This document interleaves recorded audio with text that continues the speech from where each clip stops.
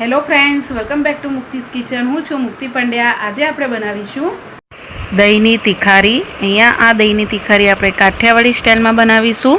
તમે ધાબા ઉપર કે પછી રેસ્ટોરન્ટમાં ખાધી હશે એના કરતાં બી આ ઘરે સરસ બનીને રેડી થાય છે અને ટેસ્ટમાં બી બહુ જ સરસ બને છે. તો આને કેવી રીતે બનાવવાનું એ હું બતાવવાની છું. અને તમને જો મારી રેસીપી ગમે તો મારી ચેનલને સબસ્ક્રાઈબ કરજો અને બેલ આઇકન પર ક્લિક કરજો.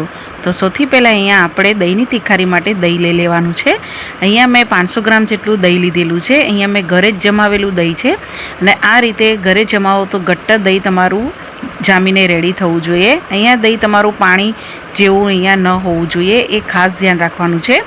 દહીં તિખારી બનાવતી વખતે તમે ઘરે જો ઘટ્ટ દહીં ન થાય તો બહારનું તમે પેકેટવાળું બી દહીં અહીંયા લઈ શકો છો, પણ ઘટ હોવું જોઈએ, એક ખાસ ધ્યાન રાખવાનું. હવે દહીંની અંદર અહીંયા આપણે મસાલા કરવાના છે. તો સૌથી પહેલાં અહીંયા આપણે અડધીથી ઓછી આપણે હળદર પાવડર એડ કરીશું. અડધીથી 1 ચમચી જેવું આપણે લાલ મરચું પાવડર એડ કરવાનું. 1 થી 2 ચમચી જેવું ધાણા જીરું પાવડર. અડધીથી ઓછું અહીંયા આપણે ગરમ મસાલો પાવડર એડ કરીશું.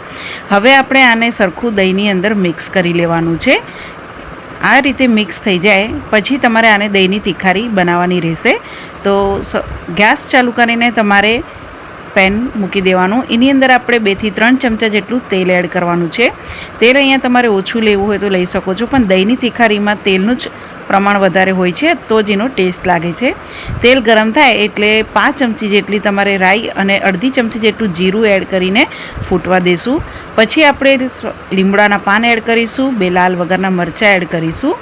પછી આની અંદર આપણે એક મીડિયમ સાઇઝનો કાંદો લેશું, જેને આ રીતે ટુકડા કરી દેવાના. 4 થી 5 કળી આપણે લસણની લેશું, એને બી ઝીણી સમારી લેવાની. અને 2 થી 3 લીલા મરચાં લેશું, એને બી આપણે ઝીણા સમારી લઈશું આ રીતે. પછી આ બધું તમારે તેલમાં આ રીતે વઘારમાં એડ કરી દેવાનું અને જ્યાં સુધી કાંદા સોફ્ટ ન થાય ત્યાં સુધી આપણે સાતળીને રેડી કરી લેવાનું છે. સાતળતી વખતે તમારે ખાસ ધ્યાન રાખવાનું કે શરૂઆતમાં કાંદા સોફ્ટ થાય એની માટે આપણે અહીંયા મીઠું જરા બી એડ નથી કરવાનું. થોડી જ વારમાં આવી રીતે કાંદા સોફ્ટ થઈ જશે. પછી આ સ્ટેજ પર આવે એટલે ગેસની ફ્લેમ એકદમ જ સ્લો કરી દેવાની, કાં તો બંધ કરી દેવાની. પછી જે આપણે દહીંની અંદર મસાલા રેડી કરીને રાખ્યું છે એ બધું એડ કરી દઈશું અને આપણે એક જ ડાયરેક્શનમાં આને મિક્સ કરતા જવાનું અને હલાવતા જવાનું છે. તમે જોઈ શકો છો આ રીતે બધું મિક્સ થઈ જાય પછી ગેસની ફ્લેમ તમારે બંધ જ કરી દેવાની છે. અને પછી આની અંદર આપણે અડધીથી ઓછી સાકર એડ કરીશું. અહીંયા તમારે જો દહીં ખાટું હશે અને તમને થોડું ગળપણ જોઈતું હોય તો તમારે સાકર એડ કરવાની. પછી છેલ્લે આની અંદર આપણે સ્વાદ પ્રમાણે મીઠું એડ કરવાનું છે. મીઠું તમારે આ રીતે દહીંની એડ થઈ જાય અને મિક્સ થઈ જાય મસાલામાં પછી જ તમારે મીઠું એડ કરવાનું છે. મીઠું અહીંયા પહેલાં એડ નથી કરવાનું. મીઠું પહેલાં એડ કરશો તો દહીં તમારું અહીંયા પાણી જેવું બની જશે અને અહીંયા આ દહીં તિખારી તમારી ખાવામાં તમને મજા નહીં આવે. એટલે તમારે મીઠું પાછળથી જ એડ કરવાનું. પછી તમારે આને ગેસની ફ્લેમ ચાલુ નહીં કરવાની અને આ રીતે તમારી દહીં તિખારી બનીને રેડી થઈ જશે. જો તમે આને ગેસ ચાલુ કરીને તમે આજે આને કૂક કરશો તો આ એકદમ જ પતળું બની જશે. આ રીતે બની જાય પછી તમારે ગરમ ગરમ તમે દહીંની તિખારી તમે ભાખરી સાથે, પરોઠા સાથે કે રોટલા સાથે તમને જેની સાથે ભાવે તમે એની સાથે ખાઈ શકો છો. અને તમે જોઈ શકો છો કે આપણું દહીં તિખારી એકદમ પરફેક્ટ અને ઘટ બનીને રેડી થયું છે, જરા બી પાણી જેવું નથી બન્યું.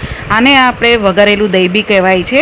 આ રીતે તમે દહીં તિખારી બનાવજો ઘરે તો તમારી પરફેક્ટ બનશે, જરા બી પાણી જેવી નહીં બને અને એકદમ જ સ્વાદમાં બનીને રેડી થશે. અને તમને જો મારી રેસીપી ગમે તો મારી ચેનલને સબસ્ક્રાઈબ કરજો, બેલ આઇકન પર ક્લિક કરજો અને તમને કેવી લાગી મને કોમેન્ટ્સ બોક્સમાં જણાવજો. અને આવી જ નવી રેસીપી જોવા માટે તમે મારી ચેનલને સબસ્ક્રાઈબ કરીને બેલ આઇકન પર ક્લિક કરજો. Thank you for watching.